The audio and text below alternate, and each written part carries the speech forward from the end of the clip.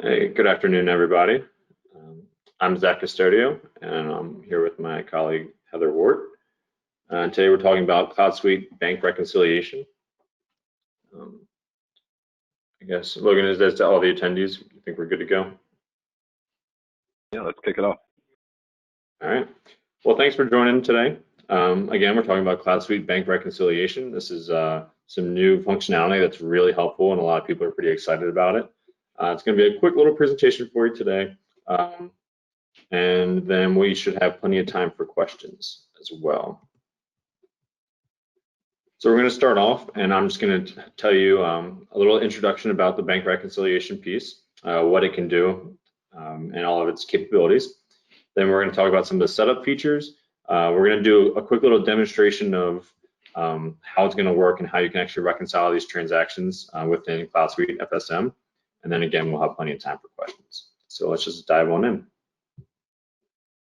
All right, so what can cash management bank reconciliation actually do? Well, it's going to act as a repository for all your banking transactions. You can reconcile your bank accounts, of course. You can view account balance information. So this is really nice. You don't have to go to your banking websites or anything like that. It's all in one place. You can reconcile and void AP payments. You can also reconcile AR and other banking transactions. You can record transfers between your banking accounts and create cash receipts. And again, the big win here is that it's all in one place. You're not going to third-party websites and clicking around and have 100 tabs open. You can do it all within CloudSuite, and that's really nice. All right, and as always, there's room for automation, whether it's kicking off the actual reconciliation job or automating anything else. RPI is a really helpful tool there. So you have 3 different types of reconciliation. Reconciliation to forecast.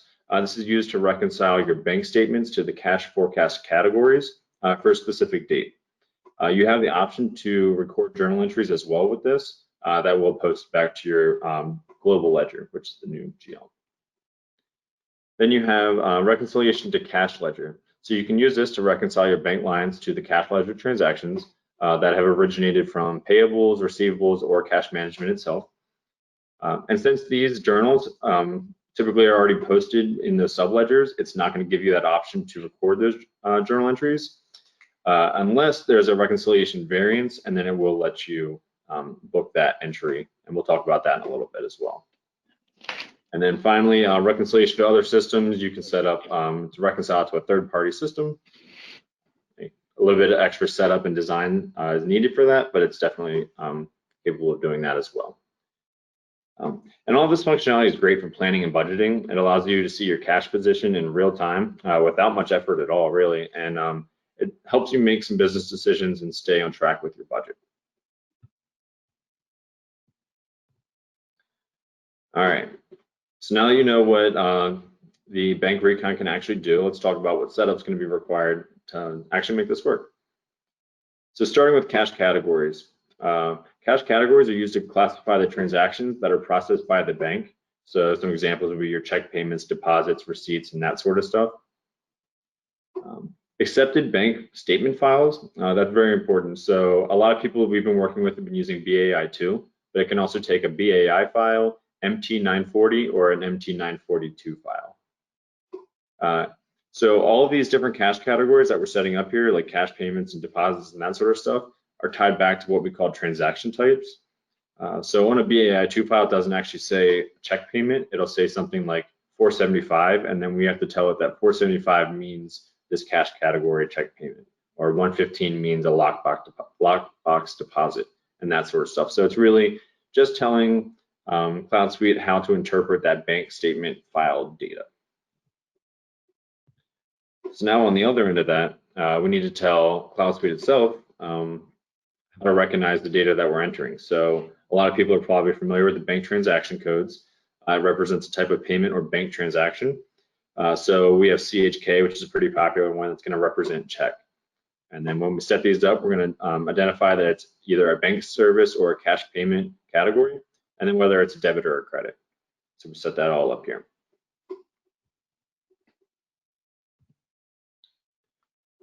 All right, so bank statement reconciliation. This includes methods and the rules. So we talked about the cash categories, and that's all on the bank statement stuff. Then we talked about the bank transaction categories, and that's all on the system side. So we need to combine what we get from the bank statement to what we have in CloudSuite. And we're going to use the method and the rules to do that. So the method is really just indicating what value is going to be specified for the line match field for the bank statement reconciliation. That sounds like a lot, and it's kind of wordy, but really all we're saying is we're going to make our method the transaction number. So it's going to use that as the data point to pair our bank statement back to our system data. All right, processing rules. So processing rules are used to help categorize and analyze that bank statement data, and again, reconcile. And one added piece of functionality that I want to mention, I believe Heather's going to talk about a little bit more, are bank fees. They can be recorded during the reconciliation process. So when a bank fee comes in on a bank statement, FSM recognizes that code that we talked about earlier, because we would identify that as a bank fee, and it would know where to record that bank fee, because we would put in that GL code block and tell it where to book that transaction fee.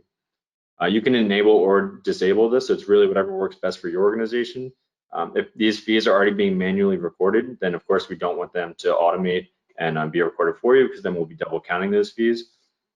But as long as everyone's on the same page, this can be another automated piece that really can save you a little bit of time. All right, so let's actually get into some reconciliation match rules. In our example here, we just have two simple rules, one for checks and one for deposits. I'm trying to keep it very kind of vanilla today. So the rules are used for more flexibility in selecting transactions to match and reconcile. You're going to get a much higher reconciliation rate. There's also match templates. For reconciliation templates, they're quicker to set up, but you're not going to get as much out of it. So we definitely recommend going with these rules. It takes a little bit of more time, but it's definitely worth it. And these are going to utilize custom groups. So these are user defined based on attributes within the bank statement line and system side transactions. You previously had to go into Rich Client to set these custom groups and create them. Now they're available right within CloudSuite FSM through the web version. And there's a builder for it, so you don't need to know all the syntax and that sort of stuff. Anybody can really work through it and create their custom group, and you'll see how simple that is. So again, we have the checks and deposits. We gave it a description and then some rules, but let's really drill into one of these. So let's look into the checks match rule here. I apologize, this might be a little small, but at the top you see our match rules called checks. Description, I didn't get too creative, it's just called checks again. Of course, we made it active. So the first box with the red asterisk here is the statement rule. We just named this rule checks, and we created the custom group that says the bank statement line, the cash transaction category, which we talked about before. If that equals checks, C-H-E-C-K-S, then grab that, identify it. Then for the system rule, we created one that says if the bank transaction code equals CHK, then grab that. So it's telling you where to look at the bank file and where to look at it in our system data, and how to identify those to grab them together. That line match field, that's that method that we were talking about. So we said the transaction number. So if the cash transaction category is a check and the bank transaction code is a check, then look at that transaction number, and if that matches, then we can go ahead and reconcile. You do have the option to reconcile by amount or remove leading zeros. Some bank files and stuff will add some leading zeros, and you don't want that to throw off your reconciliation rate there. And you can remove alpha characters. Sometimes a couple of letters could be preceding these transaction numbers, so we can remove those as well. The variable source on statement. So this can get a little confusing if you're not super in tune with the different BI2 files and that sort of stuff, but there's basically 3 different fields within that bank file that you can identify the transaction number or whatever matching point you want. So you have the option between a related reference, a bank reference, and a text reference. So it's basically just telling you where in the bank statement to look for that transaction number. This can change per bank, but most of the ones we've been working with lately have been using the bank reference field. All right. And then I mentioned reconciliation tolerances a little bit earlier. So you can do 1-to-1, many-to-1, one-to-many. That sort of stuff we're very familiar with within Lawson, a popular concept there. You can use 1-day lag. So maybe the transaction got recorded later in the day, or it happened later in the day and didn't get recorded until the next day, or the bank didn't record it till the next day, we can use that so that when it's reconciling by date, it's not going to get thrown off just by it being a couple hours off. And then a tolerance percent, so we can do a percent or an actual dollar amount, and this is where when it reconciles, you can book that difference as well. And we'll have to identify those accounts, but you can identify an acceptable tolerance for your organization. This is a lot of information here, I know, and it gets kind of wordy because a lot of the stuff sounds the same with transaction codes and cash categories and that sort of stuff. But then basically we identified the bank information, how to read that, the system data, how to read that, and then these rules are just pairing that together. So hopefully that made a little bit of sense for you guys. I'm going to pass this over to Heather so she can actually show you an example of how easy it is to really reconcile these transactions. Thanks, Zach. So I'm going to start off by talking about bank fees. So they can be a little bit tedious to deal with. In Infor, there's new functionality that can automate a lot of these processes for you. So Zach mentioned all the bank reconciliation roles. So the same thing can be set up for bank fees. And when this is done, the system can create journals and record the bank fees for you. So this definitely increases your efficiency in being able to capture fees, process your fees, and analyze these fees. There is a little bit of setup involved in this piece. So you'd have to go in and let the system know first the fee service rate. So this would be how much your particular bank is charging you for different types of transactions. And then the next setup piece would be your fee service code. So this is going to be unique to each bank, but just kind of telling Infor what to look for. So this would be, something for your deposit services, your lockbox services, wire fees, things like that. And then the final setup piece will be your fee service categories. And this is just grouping everything together. And this will help with the analysis piece. So if you want to know exactly how much you're spending on maybe merchant card services, you can put all your codes together and get that deep analysis to know exactly what your organization is spending on different types of fees and transactions. And then Zach, do you mind going to the next slide?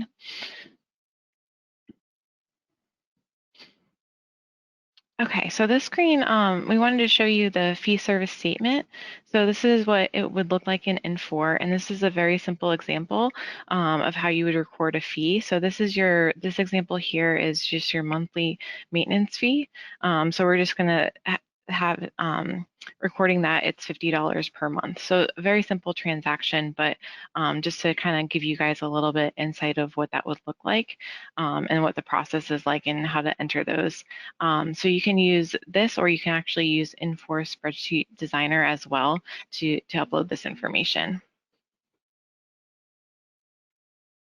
Okay, and then you do get a lot of the analysis that we were talking about before. So there's a dashboard built into Infor, which gives you a lot of very useful information, especially if you want that granular detail.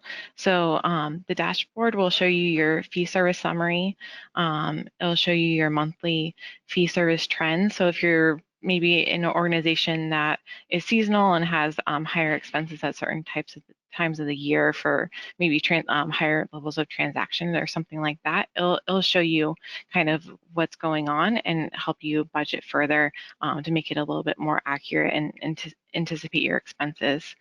It'll also give you a breakdown of fee service charged by account as well as category. It'll break down your fee service by institution. So if you're using more than one bank, kind of what your different banks are charging you. It'll even break it down by location and legal entity as well. Okay.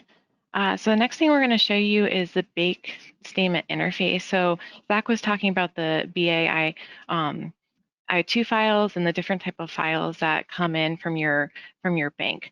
So the screen here shows you what's come in and hasn't come in. So you can set up a channel between your bank and Infor to automatically upload all your bank statements. And you can come in here and see what's been imported into the system and what hasn't. Depending on what type of control you want in your organization, you can either have this be a fully automated process where it automatically uploads, or you can come in here and manually release different bank statements. So depending on the needs of your organization, that option is there and available. Okay, so this next screen is the main bank statement screen. So this is your main place to go and reconcile different bank statements that are coming in. It gives you a lot of detail here. So you on the main screen, you see the account number, your bank statement number, your the statement date. So what day the statement's from, the beginning balance, the ending balance, your currency, and then the status. So on this particular example that we're showing you, we have almost all of our statements reconciled with the exception of one that's unreconciled. So we'll go ahead and walk you through what it looks like when you have a reconciled statement versus what it looks like when you have an unreconciled statement, and then actually how to match some of your transactions so that you can get the status to reconciled. So if we were to go ahead and click into a reconciled statement, the screen will show you what it looks like. So right here you see that it takes you directly to the unmatched transaction tab. And so since this was a reconciled statement, in the middle of the screen you see there's no data available. So this is what we would anticipate seeing since it's fully reconciled. But you can still get some more details about your bank statement from this screen and see more exactly what happened. So if you were to go ahead and click into a specific transaction to find out more information, it's going to take you to this screen here. Here you can see that it was auto-matched. So because we had the rules set up that Zach talked about, the system was able to match the bank statement with the information in Infor and do the reconciliation for you, which is a great feature. It saves tons of time to automate this. And then also it gives you more detail. So you can see, you know, when it was matched, how much it was matched for. At the bottom there, you can see your transaction numbers, the dates, and just a little bit more detail there. A nice feature here too is in the middle of the screen, you can see that there is, we didn't leave any comments here, but there is the reconciliation comment field. So if you have multiple people working on bank reconciliation, you can leave notes to kind of give a more bit of a description of what's going on. This is great to leave an audit trail as well, or just to kind of, you know, figure out and remember what exactly happened with different transactions. Okay, so we're going back to the main screen, and we're going to take a look at what an unreconciled statement looks like. So yeah, so if you clicked in, it would bring you to this screen. And so this screen looks a little bit different from what we saw before. So before it was all unmatched, or there wasn't any data. So since this is unreconciled, you do have lines shown here in your unmatched statement lines, which is what we would anticipate. So first you have the unmatched statement lines in the middle of the screen, and then below it is your unmatched transactions in Infor. So it's pulling that data in so that you can kind of look through and see what data is available for you. And what's the first thing that we would recommend doing would be in the red box, you see that load and reconcile button. So we would recommend you kind of like, you click that and that would actually rerun your rules. So if there is maybe a timing issue, so maybe the bank statement came in and someone hasn't completely finished doing all their processing in Infor, it would pick up any additional transactions and match them if that was the case. But if it's still not, you still have unreconciled transactions, you can go ahead and manually match these and reconcile them yourself. So Zach, if you'll go to the next screen. So we see here that we have 2 transactions that should be matched that weren't reconciled. So this would be maybe because they fell outside of our rules, maybe outside of our tolerance that we set up. So if we knew these needed to be reconciled and they were matched, it's a very simple process. You just go ahead and you click on your unmatched statement line, and then you find the transaction you want to match it to. So in this case, we're looking at transaction 1008, and this is a transaction on 4/5/2020 for $112,500. And then below we see the matching line. So we would simply just click both of those. And then when you do that, Zach, if you'll go to the next screen, you see the additional gray boxes pop up in the top top right-hand corner there. So if we wanted to match those, we just simply click Reconcile Selected Transactions. And then doing that, the line moves from the Unmatched Transaction tab to the Detailed Matched Transaction tab. So you can see here that the transaction is now reconciled. So it's a really simple process to manually match transactions. Infor makes it really easy to kind of find things that haven't matched, as well as does a lot of the work for you in automating the process. Okay, and then another really nice feature that we wanted to show you today is the dashboard. So this is built in and it is customizable. So this example is more generic, but you can customize this to the needs of your organization depending on what you guys are looking for and what's needed. But I'll just go ahead and walk you through one bank statement here. So we have the statement that we're looking at has been reconciled. But if you look in the boxes, the first box on the middle of the screen under amounts, it shows you it is reconciled, so it's all in the reconciled column, but you have the total number of deposits, payments, and the net amount. So this is a great, just quick overview to see really quickly what's going on with each statement. And then below that, you see the statement line by category. So you see your total number of checks and deposits. And then moving to the middle of the screen, we have reconciled amount by category. So this gives a little bit more detail. You can kind of see the number of lines that went into the bank statement here. And then on the far right, you see the reconciled status. So this is a pie chart that shows you, again, this is a completely reconciled statement. So it is, just a blue circle, but if it was unreconciled, then you would have the percentage shown of what's been reconciled and what hasn't. So if you're a manager and you want to quickly look in maybe to see how things are progressing, what's been done and not done, it's a really quick way to look and see what's going on with each statement.